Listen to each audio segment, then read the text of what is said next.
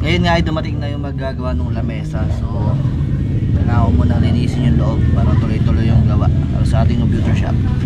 At ito na nga ang ating part 3 ng computer shop journey. Kung mapapansin nyo, ayan, hinahakot ko yung mga retaso ng bakal. Kasi ang gagawin namin dito, parang ano siya mga scrap na tong mga to. Galing siya sa tinibag na garahe. Kaya medyo halos na doble yung oras ng pagtatrabaho namin. Dahil kailangan pa siyang katayin.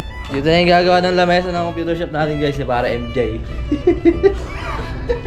Nakamaskara na. Lalagay. Safety first. Katulad yan, ginagawa pa lang namin dito ay pagkakatay ng bakal. Sobrang pagtitipid ko guys, yan. Hindi ako gumastos sa bakal dahil mga retaso lang dyan. Tapos inarbor ko yung isang nung pinsang ko, 2x1 na tubular. At ngayon nga ay masama ang ating pakaramdam pero tuloy pa rin tayo sa pag-i-edit. Ayong matayin ka to guys. Dahil ngayon ay meron akong trabaho kasi. Ang trabaho guys ay 12 hours, no? 12 hours duty. Tapos meron pa tayong binabantayang com shop. Tapos sasabayan ko pa ng pag-i-edit nito guys, no? Wala naman tayo ibang pinagkaabalahan ngayon eh. Single tayo eh. Ginagawa muna namin yung bracing. Ang ginagawa niya pala, assist lang ako dyan guys. Yan ang hindi ko natutunan eh, welding na yan. Ilang beses na kasi ako naputokan ng grinder, so medyo may trauma tayo pagdating sa grinder. Excuse me po. Tapos guys, kakapitan muna namin yung both sides ng ay. At yun nga, may nagpapalit ng coins. Estorbo tayo saglit. Nasa na nga ba ako? So yan, kakabitan muna namin ng paa, yung dalawang dulo. Kasi yan, nakakabit na siya sa pinakaposte ng bahay. Para walang alog. Kaya both dulo. Yung dalawang dulo, kakabitan muna namin ng paa. Tapos putol-putol naman na yung gagawin namin mga bracing sa kanya. Inuna na muna namin yun kasi yun talaga yung magiging pundasyon niya. So yan, anong oras na rin kami inabot yan? Hindi ko na napakita pero parang past 12 na yan eh. Kaya kumain na muna kami. Siyempre, pahinga rin muna. Yung pinag-uusapan na namin dito, yung kakalabasan. So yun, sa drawing ko, naging niya lang yun. Naging reference. Pero may sarili siyang naging mas magandang idea. Mas nakatimid kami sa bakal. Tapos, mas naging maganda yung output. Yung sa akin kasi is ano lang yun. Idea ko lang naman. Tapos, siyempre, papakita mo sa kanya kung ano yung gusto mo kalabasan. Tapos, sa actual, doon na siya babase. Siyempre, siya ang mas nakakalam nun kung ano talaga yung magandang diskarte doon. Dahil gumagawa talaga siya niyan.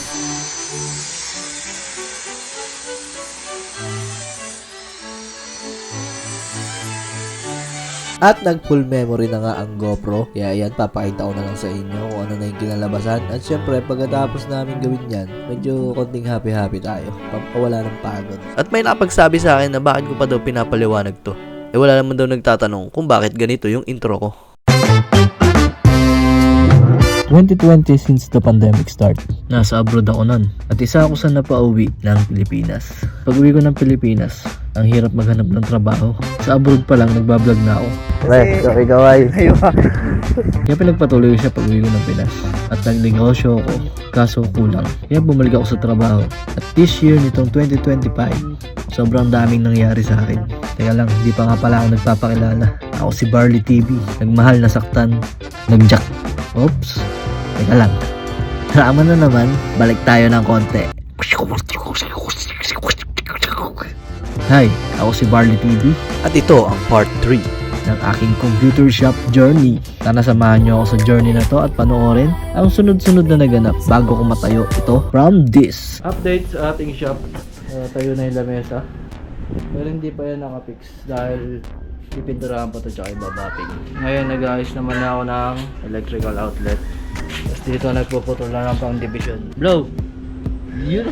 At bawat PC nga nilagyan ko ng tigi isang outlet. Mas tipid to guys kaysa mag-extension kayo. Tingin ko kasi may libre naman ng power cord yung PC tsaka yung monitor. So mas okay kung magkakapit na lang kayo ng outlet. Kung marunong kayong gumawa ng outlet. Pero kung hindi kayo marunong yan, bibili talaga kayo ng extension. Pero mas makapamahal kayo dun. So guys, natapos tayo sa pinaka-frame. Yan. Tapos una kong pipinturahan tong kahoy. Kasi nakalimutan ko magpabili ng roller. Gusto ko na siya matapos kasi ngayon. Tapos to be continue na lang yung pagwa-wiring. After that, saka na lang dun sa bakal. Kasi bakal naman yun eh. Tsaka medyo madumi yung bakal. Mga retaso lang kasi yun. At pinunasan ko na nga muna dito yung gagawin nating computer table. Siyempre medyo malikabok eh. Para lumapat ng maayos yung ating pintura.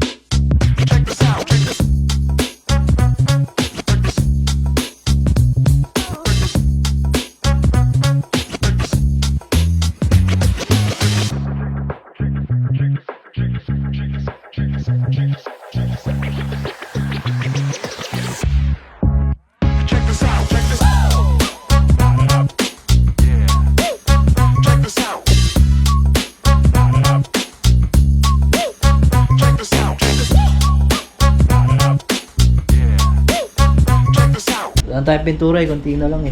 Hindi ko masyadong pininturahan yung kahoy kasi malakas ang pintura yung kahoy. Yung binili ko, pwede na sa kahoy, pwede sa bakal. Medyo tatapalan pa natin yan para maganda tignan.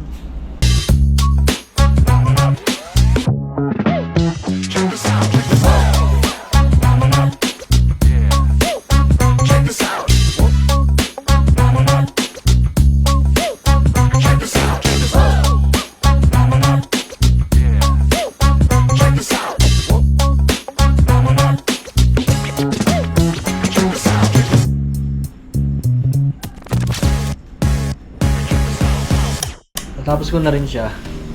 Tapos kinabit ko na rin yung mga magiging outlet. And the time is 11:18. Bukas pag uwi ko galing trabaho, kukonekta na natin yung power supply. Kasi magtatatlong breaker ako dito eh. Sa ilaw, sa mga computer, tapos sa mga additional na saksakan. So tomorrow is another day. Hindi pa ako nagdi-dinner guys. Lingkahin ko kanina pang alas 3. Babawas lang ako ng kalat para bukas kumuha na tayo ng unit. Pag uwi, galing trabaho. Yan talaga. Araw-araw sipag lang. Pagod. Time check guys. 12:25. Ayun ngayon pa lang tayo kakain. Ewan ba, pagod na pagod ako guys. Ito yung gusto kong ulam. Tuna, flex in oil. Siyempre, at malamig at masarap na Coca-Cola. Pag ganitong pagod na pagod ako na ito talaga yung gusto kong ulam. Minsan sardinas, minsan yan. Buwan ko ba kung bakit? O ako lang ba? O kayo din? Hindi ko alam. Tapos bukas gising pa ng 6:30. Dahil meron tayong work.